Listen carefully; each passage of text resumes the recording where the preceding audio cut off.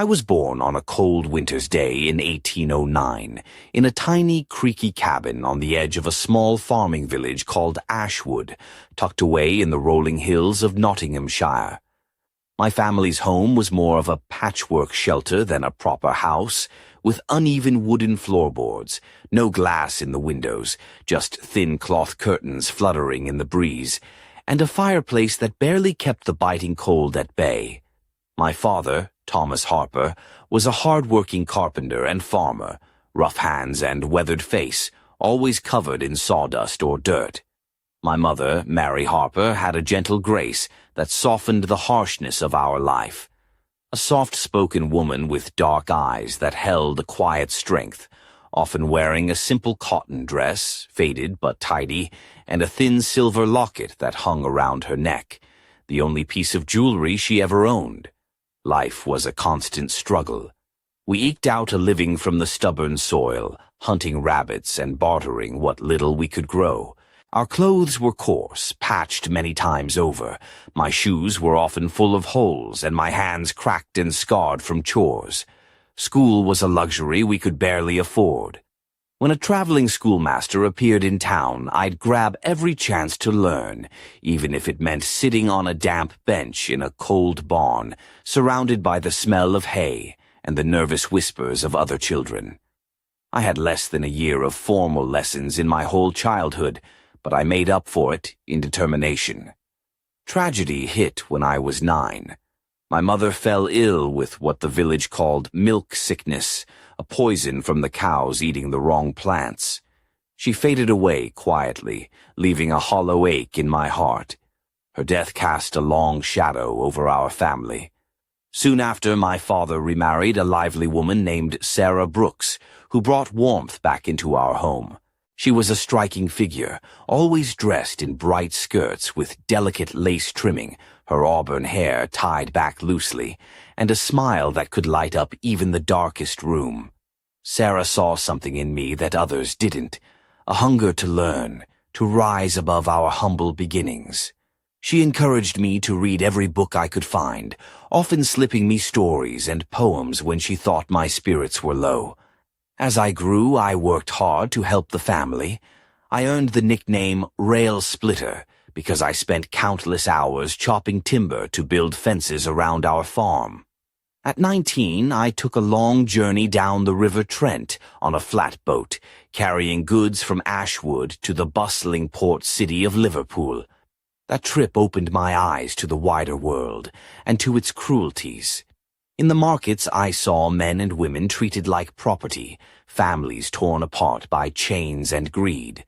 It stirred a fire inside me, a growing hatred for injustice. Back in Ashwood, I found work as a shop assistant in a modest general store owned by a kindly man named Mr. Collins.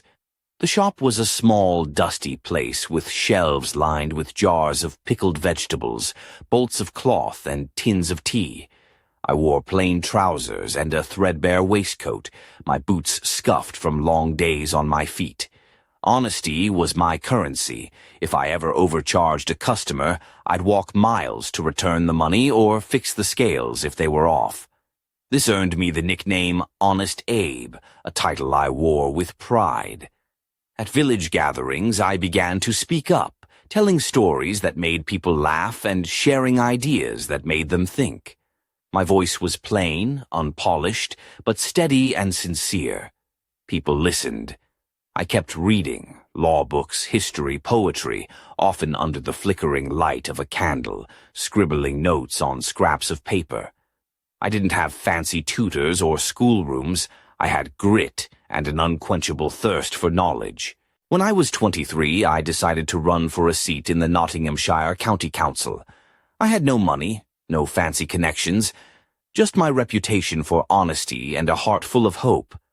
I lost that first election, but, like a stubborn weed, I refused to be uprooted.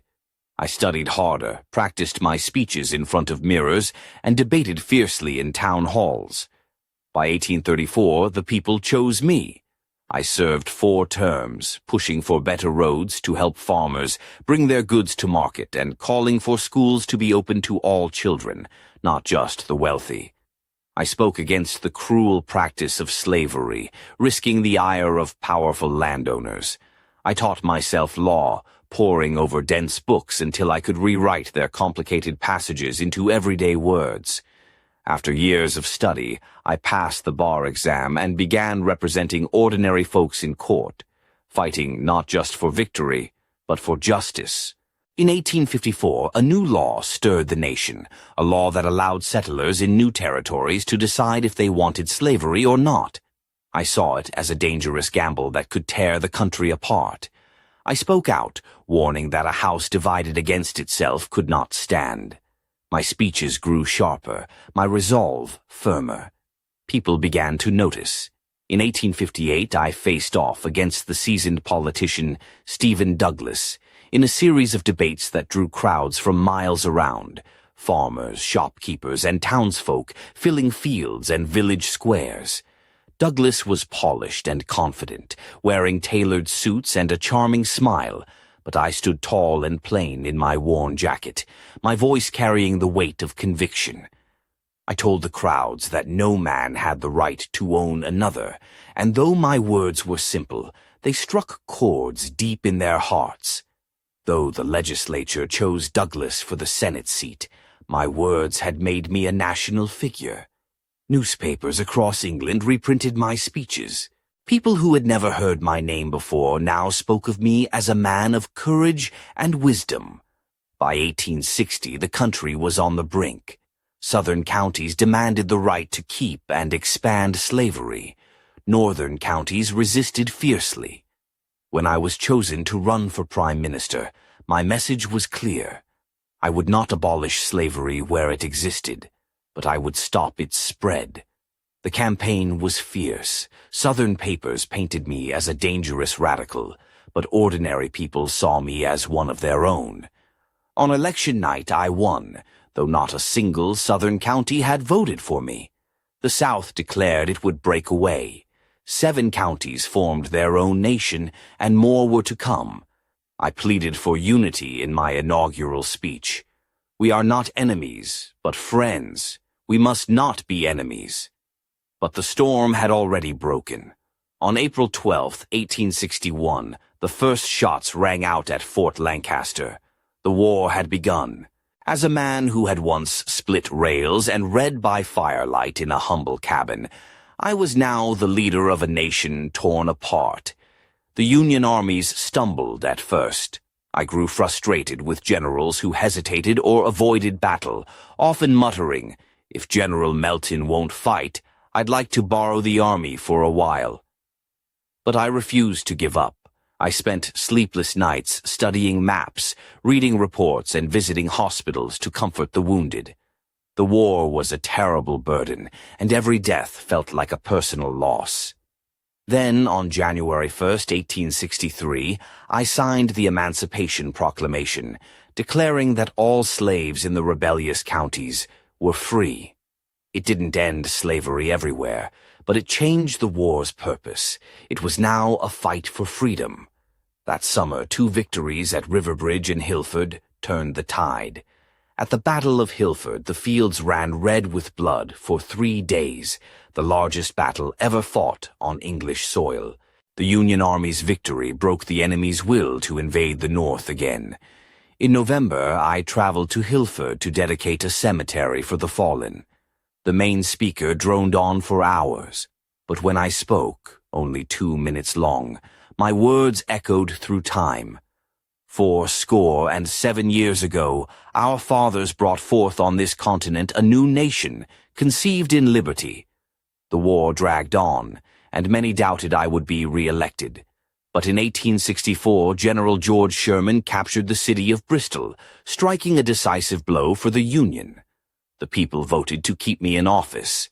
In my second inaugural speech, I urged the nation to heal and forgive, to rebuild with compassion. Finally, on April 9th, 1865, our enemy's general surrendered. The war was over. Slavery was abolished forever. The country cheered. But just days later, while attending a play at the Royal Theatre in London, I was shot by a desperate man who opposed everything I stood for. I was taken home but died the next morning. The man who rose from a humble cabin in Ashwood to lead a nation through its darkest hour was gone. But my story was only beginning.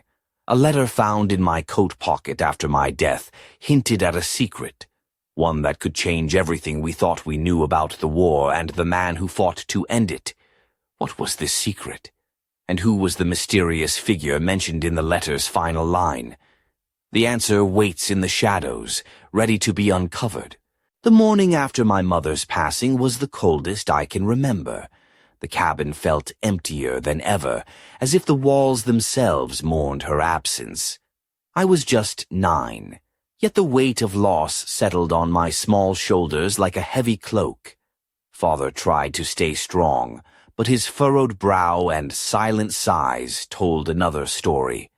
The only warmth came from Sarah Brooks, my new stepmother, who arrived with a burst of color and kindness that seemed almost out of place in our bleak world.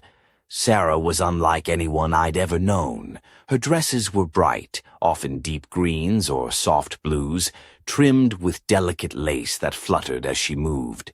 Her hair was a cascade of auburn waves, usually pulled back loosely with a ribbon, and around her neck hung a simple pearl pendant that caught the light when she smiled. Her presence softened the harshness of our daily toil, and she quickly became the light in our household. From the moment she arrived, Sarah took a keen interest in my education. "Abe," she'd say, using the nickname the village had already started to call me, "you're different. You've got that spark. Don't let it burn out." She'd sneak me books when Father wasn't looking, old volumes she'd found at the market or borrowed from neighbors. Often we'd sit by the hearth, the fire crackling and casting dancing shadows on the walls as she read aloud while I leaned in, hanging on every word. But life on the farm waited for no one. Dawn to dusk I was chopping wood, hauling water, or tilling the stubborn earth. My hands were calloused and often bleeding, my boots worn thin and muddy. Yet, no matter how heavy the work, I found moments to steal away with a book tucked beneath my arm or to practice letters on scraps of wood. I once tried writing on a piece of bark. My awkward script scratched deeply into the rough surface. But it felt like progress. One day, traveling schoolmaster Mr. Whitaker came through Ashwood. He was a thin man with spectacles perched precariously on his nose and a voice that could jump from a whisper to a shout in a heartbeat. Classes were held in the village barn, where the scent of hay mixed with dust and the occasional bleat of a restless sheep. The schoolmaster was strict, but fair. He'd tap his cane when students got restless and tell stories to keep us engaged. I remember he laughed when I stumbled over a passage in a history book, saying, "Abe, you've got the heart. Now, let's sharpen the mind." Though the lessons lasted only a few weeks before he moved on, I soaked up every bit of knowledge, knowing the village might not see him again for months, or ever. My classmates were a ragtag bunch, some eager, others barely interested, but I kept my nose in the book, often reading late into the night by the flicker of candlelight or the dying embers of the fire. Despite the hardships, there were small moments of joy. On market days, the village square bustled with color. Women in floral bonnets bartered for fresh bread, children chased each other around the water trough, and the blacksmith's hammer rang out like a steady heartbeat. I'd sometimes tag along with Father, who'd exchange timber for tools or fabric. On these days, my boots were polished, and I tried to stand a little straighter, hoping to catch the eye of Mary Willoughby, the miller's daughter. She often wore a simple dress with a faded rose pattern and a ribbon tied just so in her chestnut hair. I was too shy to speak, but I admired her from afar. One evening, as the sun dipped behind the hills, casting long shadows across the fields, Sarah handed me a small, worn book bound in cracked leather. "For you, Abe," she said softly. "It's Aesop's fables, stories with lessons, just like life." I opened the book carefully, the pages fragrant with age.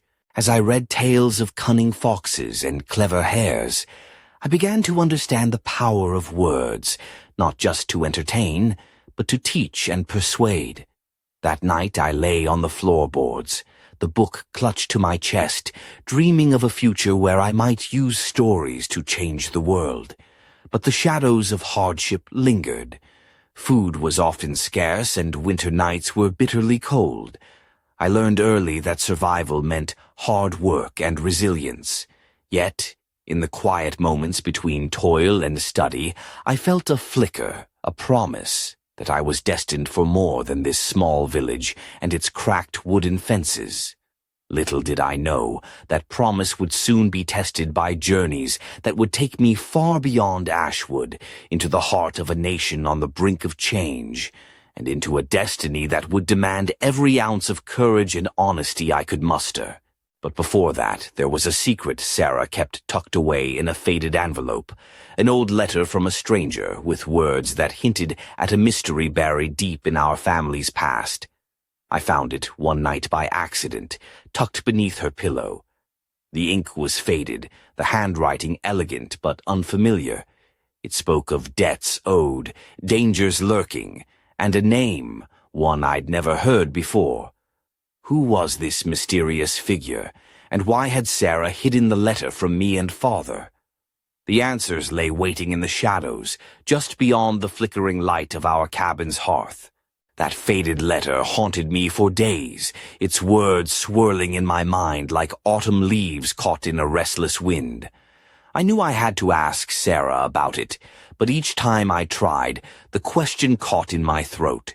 She was always kind, yet guarded. Her bright dresses and warm smiles couldn't quite hide a flicker of worry in her eyes. Finally, one evening as the sun dipped low, painting the sky in bruised purples and fiery oranges, I found her sitting by the hearth, sewing a delicate lace trim onto a new dress. "Sarah," I began hesitantly, "there's something I found. A letter. It seemed important. Who wrote it?" She paused, needle hovering mid-stitch, and looked up at me with a sigh that carried the weight of years.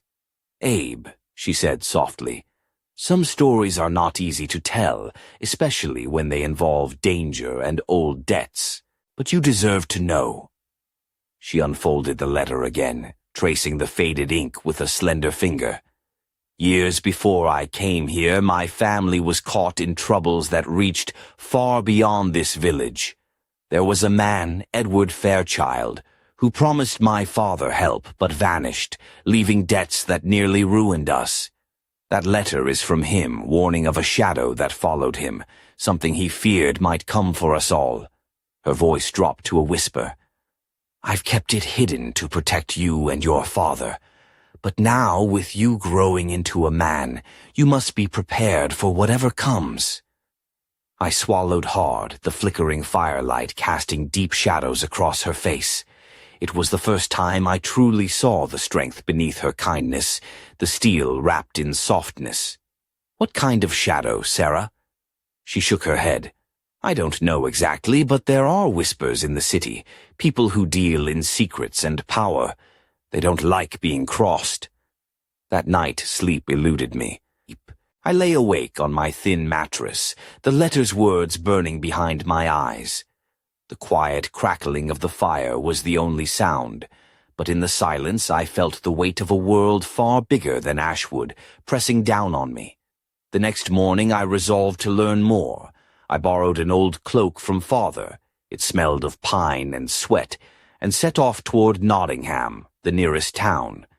The roads were muddy and uneven, lined with skeletal trees, still shedding their last leaves. The chill in the air bit through my threadbare jacket, but I pressed on, driven by a mixture of fear and curiosity.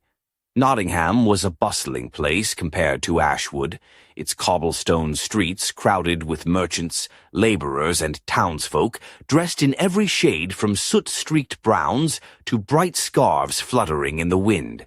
The market square was alive with voices hawking everything from fresh bread to leather boots. I felt both overwhelmed and alive, a small town boy stepping into a larger world. I made my way to a dusty bookshop tucked between a tailor's shop and a tavern. The shopkeeper, an elderly man named Mr. Whitmore, had spectacles that slid down his nose and a beard peppered with gray. When I mentioned Edward Fairchild's name, his eyes narrowed. "Fairchild, you say? That name carries weight and trouble. He was known to mingle with some dangerous circles in London before he disappeared. Do you know where I might find out more?" I asked, my voice barely above a whisper. He hesitated, then leaned in closer. "If you're serious, you'd best be careful. Some secrets are guarded by men who don't take kindly to strangers poking around." As I left the shop, clutching a few worn volumes on local families and politics, I felt the stirrings of something new, a sense that my life was about to change in ways I couldn't yet imagine. Back in Ashwood, Sarah awaited my return. She greeted me with a worried look, but softened when I showed her the books. "You're not just splitting rails anymore, Abe," she said, her eyes shining with pride. "You're chasing shadows now." Days turned into weeks as I balanced farm work, study, and the growing mystery hanging over us. I pored over the books by candlelight, piecing together fragments of history and whispered rumors. Edward Fairchild seemed to have been a man caught between worlds, torn by loyalty and danger, his fate entwined with forces that reached far beyond our quiet village. One afternoon, while practicing a speech in the village square, a habit I'd developed to build confidence, I spotted a stranger watching me from the edge of the crowd. He was tall and lean, dressed in a dark coat that brushed his polished boots, his sharp eyes scanning the faces around him. There was something unsettling about the way he moved, like a cat stalking its prey. I felt a chill crawl up my spine. Could this be the shadow Sarah warned me about? Or just a stranger passing through? As he turned and disappeared down a narrow alley, I resolved to be ready for whatever was coming. The quiet days of Ashwood were over. My journey into a wider, darker world had begun, and with it, the first steps toward a destiny that would test every ounce of my courage and honesty. But even as I prepared for what lay ahead, one question burned brighter than all the rest. What secret did Edward Fairchild truly carry? And who would stop at nothing to keep it hidden? The days following the stranger's visit were restless, like the calm before a storm. I found myself glancing over my shoulder more often than usual, the weight of unseen eyes pressing down on me. The village, once a place of simple routines and familiar faces, now felt like a stage for secrets and shadows. Even the gentle breeze seemed to whisper warnings through the rustling leaves. One evening, as twilight painted the sky in deep blues and purples, Sarah invited me to sit by the hearth. She wore a soft lavender dress, the delicate fabric hugging her slender frame, just enough to catch the flicker of firelight, and a simple silver chain glimmered around her neck. Her auburn hair was pinned up loosely, strands escaping to frame her face with an effortless elegance. There was a quiet strength in her eyes as she spoke. "Abe, you must be cautious. Those who seek the truth rarely do so openly. Sometimes the greatest dangers come disguised as friends." Her words hung in the air, heavy and real. I nodded, feeling both the thrill and the fear of the path I'd chosen. That night, unable to sleep, I took my worn cloak and slipped out into the cool night air. The stars above Ashwood shone cold and distant, indifferent to the turmoil below. I wandered toward the edge of the village, where the woods began to thicken. There, beneath the ancient oaks, I found a quiet solace, the whisper of leaves soothing my restless mind. As I sat, a soft rustling caught my attention.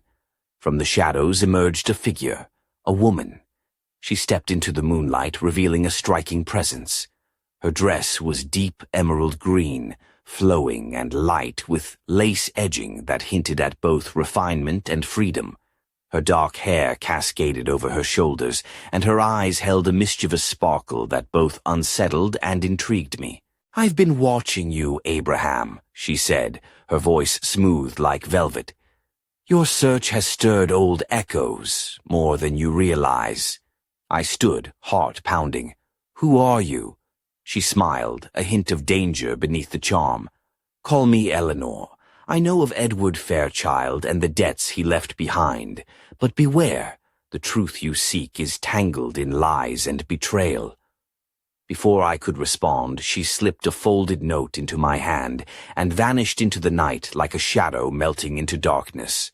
Opening the note beneath the flickering light of my candle, I read hurried, elegant handwriting. "The past is alive, and those who think it buried are the most at risk. Trust no one in Nottingham. Seek the man called Grey. He holds the key." My mind raced. Who was Grey? What key did he possess? And why was Eleanor warning me so urgently? The next morning I shared the encounter with Sarah. Her face grew pale as I recounted the meeting. "Eleanor," she whispered. "I've heard that name before, whispered in corridors where power and danger cross paths. You must be careful, Abe. This is no ordinary mystery. It's a web that could entangle us all." Despite the warnings, I knew I couldn't turn back. I had to find Grey, to unravel the secrets that bound my family, and perhaps the fate of many others. I set out for Nottingham again, this time with a sharper purpose and a wary eye. The town felt colder, the crowds less friendly. I asked discreet questions about a man named Grey, careful not to reveal too much. Some shook their heads, others glanced away nervously. Finally, in a dimly lit tavern hidden in a narrow alley, I found him. Grey was a man draped in shadow, tall, with piercing gray eyes that seemed to see through me. He wore a weathered leather coat, and his hands were steady as he poured ale for silent patrons. "I hear you're looking for answers," he said without preamble, voice low and gravelly. "But be warned, some truths come at a price." I swallowed my fear. "I need to know about Edward Fairchild and the debts he left behind. It's connected to my family." Grey studied me a moment, then nodded slowly. "Fairchild was involved in dealings that reached far beyond Nottingham. He crossed men who deal in secrets, and they don't forgive easily. If you want to survive, you'll need allies and wits sharper than any sword." He slid a folded map across the table. "This will lead you to a place where some answers lie hidden. But beware. The path is dangerous, and those who follow it rarely return unchanged." As I took the map, the weight of the journey ahead settled firmly on my shoulders. I was no longer just a boy from Ashwood chasing shadows. I was stepping into a game of power, secrets, and survival. Returning home, I shared what I had learned with Sarah, whose eyes glistened with a mix of fear and determination. "We face a crossroads, Abe," she said quietly. "The truth you seek could change everything, for us, for the village, for the country, but it will test you beyond anything you've known." That night, as the wind howled outside and the fire sputtered low, I traced the route on the map, feeling the pull of destiny drawing me forward. Somewhere along that path lay answers, and perhaps dangers that would challenge every ounce of courage and honesty I possessed. But one thing was certain. I could no longer turn away from the mystery that had found me.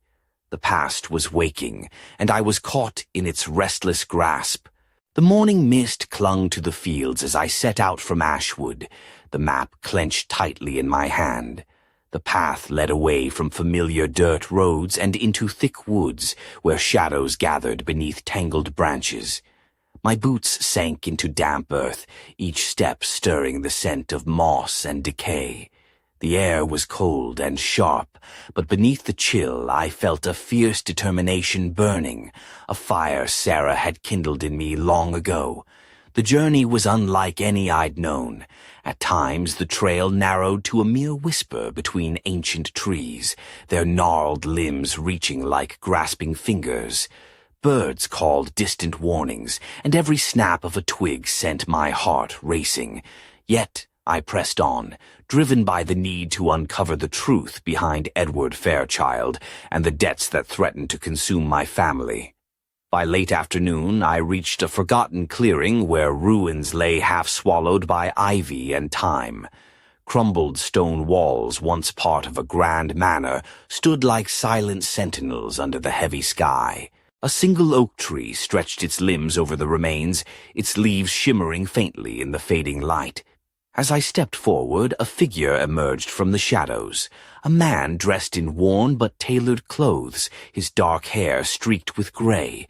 It was Gray, the man from the tavern, his eyes sharp and calculating. "You made it," he said, voice low but tinged with respect. "Not many have the courage to follow this far." I nodded, swallowing the lump in my throat. "I need answers." Gray gestured toward the ruins. This place held secrets, ledgers, letters, proof of debts and betrayals. Fairchild hid more than money here. He hid the truth about who controls the power behind the scenes. Together we searched through the dust and debris. I brushed away cobwebs from a heavy wooden chest, its lock rusted but still intact. Gray produced a small worn key from his coat pocket and slid it into the lock. With a creak, the chest opened to reveal bundles of letters, faded parchments, and a leather-bound journal. I pulled out the journal, its pages yellowed and brittle. The handwriting was precise, almost elegant, but the words told a story of danger, deceit, and desperation. Fairchild had been ensnared in a web of political intrigue, his debts tied not just to money but to secrets that could topple governments. As I read aloud, Gray's expression darkened. "These letters mention a secret society, men who wield power from the shadows. They call themselves the Circle. They manipulate markets, politics, even the law. Fairchild tried to break free, but they caught him." A cold shiver ran down my spine. The implications were staggering. This was no mere family debt. It was a battle against invisible kings. Suddenly, a noise shattered the stillness, a twig snapping nearby. Gray's hand moved to a hidden dagger at his belt, eyes narrowing. "We're not alone." From the tree line, figures appeared, men cloaked in dark coats, faces obscured by wide-brimmed hats. Their approach was silent but purposeful, and the glint of steel caught the dying light. "Looks like the Circle doesn't want their secrets unearthed," Gray muttered. I felt my pulse quicken, but there was no turning back. Drawing on every ounce of resolve, I stepped beside Gray, ready to face whatever came next. The men closed in, their eyes cold and unyielding. Yet, even as danger pressed close, a strange calm settled over me. This was the crucible that would forge me, not just as a man, but as someone who might one day stand for justice against the darkest forces. In that moment, beneath the ancient oak and the gathering shadows, I knew the path ahead would be perilous. But I also knew I could not walk it alone, and that the courage and honesty Sarah had nurtured in me would be the only weapons I could trust. As the men advanced, a sudden crack of thunder split the sky, rain beginning to fall in heavy sheets. The battle for truth and for my family's future was about to begin. The rain hammered down like 1,000 drumming fingers, soaking through my threadbare coat and chilling me to the bone as the shadowy figures closed in beneath the ancient oak. The scent of wet earth mixed with the metallic tang of danger. Gray and I stood back to back, the flickering light from the distant village barely piercing the storm's gloom. "Ready?" he hissed, fingers tightening around the hilt of his dagger. I swallowed hard, but nodded. "Let's finish this." The first man lunged, cloak whipping wildly as he aimed a glinting blade toward Gray's side. With swift precision, Gray parried and countered, the dagger flashing like lightning. I dodged a second attacker's grasp and grabbed a fallen branch, swinging wildly, not elegant, but desperate. The men fought with ruthless skill, their movements sharp and practiced, but so were we fueled by determination. A sudden crash startled us. A heavy branch snapped overhead, sending a cascade of rain-drenched leaves swirling down. Amid the chaos, I caught sight of a face beneath a soaked hat, eyes burning with cold fury. He barked a command, and the attackers hesitated. "Enough," the leader growled, voice cutting through the storm. "You've taken what you came for. Leave them be." Gray relaxed slightly but kept his dagger ready. "And who might you be?" The man stepped forward, revealing a narrow, weather-beaten face, framed by dark curls plastered to his forehead. "Call me James Carrington," he said, voice low and rough. "One of the Circle's enforcers. Fairchild was a fool to think he could escape us." I met his gaze, steady despite my pounding heart. "Why hunt my family? What danger lies in these old debts?" Carrington's lips curled into a cruel smile. "Because some debts aren't paid with money, lad. They're paid with loyalty, silence, or blood." A shiver ran down my spine. The stakes were higher than I'd imagined. A deadly game where lives were currency and trust was a weapon. Before I could respond, Gray stepped forward, voice cold as steel. "We're not afraid of your threats. The truth will come to light, one way or another." Carrington's eyes narrowed. "Then you leave me no choice." He signaled, and the men stepped back into the shadows, disappearing as quickly as they'd come, leaving only the echo of rain and a warning that lingered like a poison. As the storm eased, Gray turned to me, his expression grave. "You've stirred a hornet's nest, Abe. The Circle doesn't forgive easily. They'll be watching." I nodded, feeling the weight of the moment settle deep in my chest. "But I won't back down." Returning to Ashwood, soaked and weary, I found Sarah waiting by the fire, her eyes reflecting both relief and concern. She wrapped a warm shawl around my shoulders and pressed a cup of strong tea into my hands. "You're braver than most," she said softly, "but bravery alone won't keep you safe. You'll need allies." Her words echoed in my mind as I sat by the fire, the journal and letters spread before me. Fairchild's story was no longer just about debts. It was about a hidden war, a struggle for power that stretched from our quiet village to the heart of the nation. That night I dreamt of shadowy figures and whispered secrets, of a future where the truth might shine through darkness or be crushed beneath it. When dawn broke, I resolved to prepare. If I was to face the Circle and the dangers they brought, I would need more than courage. I would need wisdom, strength, and perhaps most of all, the unwavering honesty that had carried me this far. Little did I know the next steps of my journey would take me beyond Ashwood and Nottingham, into the halls of power and the fires of conflict, where the fate of many would be decided, and where my own destiny would begin to take shape. But as the sun rose, casting long shadows over the land, one question burned brighter than ever. Who else in this tangled web could be trusted, and what secrets still lay hidden, waiting to change everything? The days that followed felt like walking through a fog thick with uncertainty. The rain had washed Ashwood clean, but the weight of what I'd uncovered settled deep in my bones. The Circle's reach was longer and darker than I had imagined, and the danger that stalked me was no longer just a shadow. It was a storm-gathering force. Sarah and I met often by the hearth, the firelight flickering against the worn wooden walls of our cabin. She wore a deep burgundy gown that evening, the soft fabric hugging her slender waist and brushing the floor with quiet elegance. Around her neck, the silver chain with the pearl pendant caught the glow, a small beacon of calm in the growing chaos. "We need allies," she said firmly, eyes steady. "People who believe in justice and aren't afraid to stand." Her words stirred something fierce inside me. But where to find such allies in a world ruled by whispers and fear? The answer came unexpectedly one chilly morning when a letter was slipped under our door, a simple note penned in an elegant hand. If you seek truth and courage, meet me at the Rose and Crown tonight. Come alone. Curiosity and caution warred inside me as night fell. The Rose and Crown was a modest tavern on the edge of Nottingham, its sign creaking in the wind. Inside, the air was thick with smoke and the mingled scents of ale, wood smoke, and sweat. Men and women huddled in corners, voices low and wary.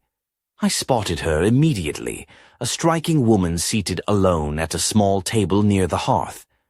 Her dress was a deep sapphire blue, the silk shimmering subtly as she moved. Her dark hair was pinned back, revealing sharp cheekbones and eyes that gleamed with intelligence and resolve. "Mr. Harper," she greeted me, voice smooth but firm. "I'm Elizabeth Monroe." I took the seat opposite her, heart pounding but mind alert. "I've heard whispers about your search," she continued. "The circle is larger than you know, but so are the forces working against it. I work with a group dedicated to exposing corruption, and we need someone like you." Her words offered hope but carried a warning. "Why me?" "Because you have something rare, honesty and courage. Not many can navigate the shadows without losing themselves." We spoke long into the night, plans unfolding like a map to a hidden world. Elizabeth shared stories of secret meetings, coded messages, and powerful men who manipulated laws and lives from behind velvet curtains. Before I left, she pressed a folded piece of paper into my hand. "This is a list of names, people who can be trusted. Use it wisely." Walking back through the misty streets, I felt the weight of new responsibility settle on my shoulders. The path ahead was fraught with danger, but also with the chance to make a difference. Back home, Sarah listened as I recounted the meeting. Her hand found mine, warm and steady. Together, we'll face whatever comes. Days turned into weeks as I balanced farm work, study, and secret meetings with Elizabeth's network. I learned to read between the lines, to sense the unspoken threats beneath polite words. Each step brought me closer to the heart of the mystery, and deeper into a world where trust was scarce, and betrayal lurked around every corner. One evening, as I practiced a speech for a village gathering, a familiar shadow slipped through the crowd. It was James Carrington, the man who had warned me in the woods. But this time his eyes held something new, respect, and a hint of urgency. He approached me after the meeting, voice low. "The circle's grip is tightening. You're not just a threat, you're a target." I met his gaze, unflinching. "Then I'll face it, because the truth is worth fighting for." As the night deepened, I knew the journey was far from over. The battle for justice, for honesty, for the future of our land had only just begun. But beneath the flickering candlelight, a new question whispered. A question that could change everything. Who among those closest to me might be hiding secrets darker than any enemy? The chill of early spring hung in the air as I prepared for the village gathering. A chance to speak my truth, to rally my neighbors against the creeping shadows of corruption. The hall was modest but packed. Wooden beams stretched overhead, and flickering lanterns cast warm pools of light over the expectant faces. I stood before them in my plain wool coat, sleeves rolled up from the day's work, my boots dusty from the road. I felt the weight of every eye, every whispered hope and doubt. As I began, my voice steady but filled with passion, I spoke not only of distant intrigues, but of the need for honesty, unity, and courage in the face of darkness. The crowd listened, some nodding, others frowning, but all drawn in by the sincerity I poured into each word. Among them I noticed her, Mary Willoughby, the miller's daughter I'd admired since boyhood. Tonight she wore a simple yet elegant dress of soft cream linen, the fabric hugging her slender frame and flowing just past her knees. Her chestnut hair was braided loosely over one shoulder, and her eyes shone with quiet strength. When our gaze met, A flicker of something unspoken passed between us, a reminder of the life and love waiting beyond these turbulent days. After the meeting, as the crowd dispersed into the cool night, I found myself walking beside Mary along the cobblestone street. The air was thick with the scent of blooming lilacs, and the moon cast a silver glow over the rooftops. "You spoke well tonight, Abe," she said softly, her voice like a warm breeze. "We need more men like you." I smiled, the tension easing just a bit. "Thank you, Mary. It means more than you know." But even as we spoke, a shadow slipped between the lamplight, a figure watching from the darkened doorway. I caught a glimpse of familiar eyes, someone I trusted, yet now filled with unreadable intent. Days later, troubling news reached me. A trusted friend, one I had confided in since my earliest days in Ashwood, was accused of dealings with the Circle. The betrayal cut deep, like a knife twisting in the heart. I wrestled with disbelief and sorrow, questioning how well I truly knew those around me. Sarah noticed the change in me, the sleepless nights, the furrowed brow, the restless pacing. One evening, as she poured tea in her soft blue dress, she reached across the table, her hand steadying mine. "Not all battles are fought with swords and speeches," she said gently. "Sometimes the hardest fight is trusting your own heart." Her words grounded me, reminding me of the values instilled since childhood, the honesty that no shadow could dim. Determined to uncover the truth, I confronted my friend in the quiet of the village green. The moonlight revealed a face torn between guilt and defiance. "I had no choice," he whispered. "The Circle. They threatened my family." I saw the fear in his eyes, mirrored the same fears that haunted my own nights. "Then we fight together," I said firmly, "but secrets will only tear us apart." Reconciliation was fragile, but it was a start. As spring deepened, so did the danger. Messages arrived in coded letters, warnings whispered in dark taverns, and eyes that lingered too long in crowded rooms. Yet, with every trial, my resolve hardened. One evening, as I returned home, a folded note slipped beneath our door caught my eye. The handwriting was unfamiliar, elegant, and chilling. "The past you seek is closer than you think. Trust no one. The next move will change everything." I looked to Sarah, her face illuminated by the fire's glow, determination etched in every line. The next chapter of this journey was about to unfold, and with it, secrets that would challenge everything I believed about loyalty, love, and the cost of truth. But beneath the surface, a darker question loomed. Who was watching from the shadows, waiting for the perfect moment to strike? The note's chilling words echoed in my mind as twilight deepened into night. Shadows lengthened across the cabin walls, flickering in the firelight like restless ghosts. Sarah stood nearby, her hands folded tightly, eyes reflecting the flickering flames, and something else, a fierce resolve that steadied my own trembling heart. "We must be ready," she said quietly. "Whatever comes next, we face it together." The following days were a blur of whispered meetings and secret exchanges. Elizabeth Monroe's network proved invaluable. Trusted allies emerged from unexpected places.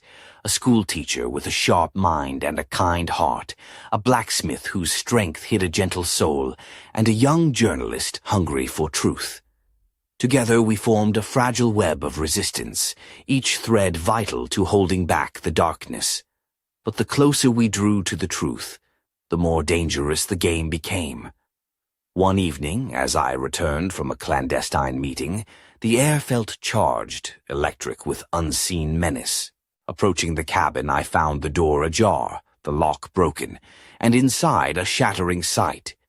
Our small home was ransacked, books scattered, papers torn, the precious journal missing. Sarah stood amidst the chaos, her eyes blazing with a mixture of fear and fury. Her sapphire earrings caught the lamplight as she moved with swift purpose, gathering what remained.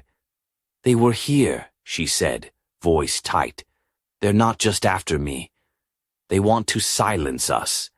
That night, as rain hammered against the windows, I sat with Sarah and our newfound allies. Plans were drawn, contingencies made. The fight was no longer just for my family's secrets. It was for the future of all who believed in justice and freedom. Amid the turmoil, a letter arrived, sealed with a wax crest I recognized from the journal. With trembling hands, I broke the seal and unfolded the paper. The message was brief, haunting. "Meet me where the river bends at midnight. Alone. The past is not what it seems." The words pulled me into the night, heart pounding with a mix of dread and hope. The river was a winding ribbon of silver beneath the moon, its waters whispering secrets as they flowed. I waited in the shadows, the cold biting through my coat, senses alert. From the darkness emerged a figure, tall, cloaked, face obscured. The voice that spoke was familiar, yet strange. "Abe," it said, "the truth you seek lies buried not in the past, but in the choices yet to come." The figure stepped forward, revealing a face I never expected, one that held both betrayal and redemption. Before I could speak, footsteps echoed behind me. A second figure appeared, and the night seemed to close in with whispered threats and promises of reckoning.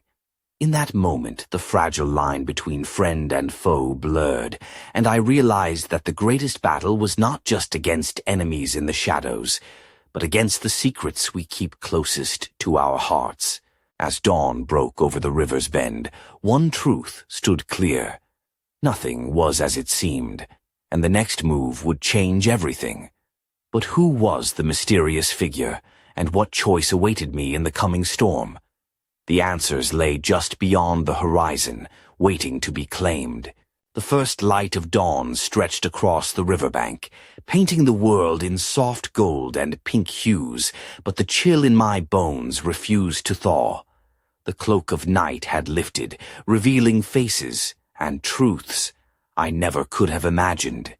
The man who had stepped from the shadows was none other than Thomas Harper, my own father, who I believed was a simple carpenter and farmer all my life. His eyes held a quiet intensity, the weight of secrets pressing down on him like the heavy morning mist. "Abe," he said, voice rough but steady, "there are things I've kept from you, things I thought would protect you, but now I see they've only put you in greater danger." My heart pounded. "Why, Father? Why hide this from me?" He took a deep breath, the lines on his weathered face deepening. "Our family's history is tangled in the circle's web far more than you know. Your mother's kindness, Sarah's courage, they're part of a legacy I tried to shield you from. But the debts, the threats, they're not just about money. They're about power, control, and a choice." Before I could ask more, the second figure emerged, a woman with sharp eyes and a steely gaze. Elizabeth Monroe. "The time has come," she said, "to decide where your loyalty lies and what kind of man you will become." The river whispered behind us, carrying away the past and beckoning toward a future uncertain but full of promise. Together we faced the dawn of a new day, a day where honesty, courage, and sacrifice would be tested like never before. I knew then that my journey was only beginning. The shadows may have chased me this far, but I would not falter. For the sake of those I loved, for the truth buried deep in our history, and for the future of this land, I would stand tall. The mystery of Edward Fairchild, the circle, and the debts owed was far from over. But armed with the strength of my family, the loyalty of newfound allies, and a heart unyielding, I was ready to face whatever storms lay ahead. As the sun rose higher, casting long shadows behind us, one question lingered in the air, a question that would shape the course of all that followed. What sacrifices would be demanded to break the chains of the past and forge a new legacy of freedom? The answer awaited in the unfolding chapters yet to come. And so, with the river flowing steady at our backs, I took the first step into the future, ready, at last, to become the man I was meant to be.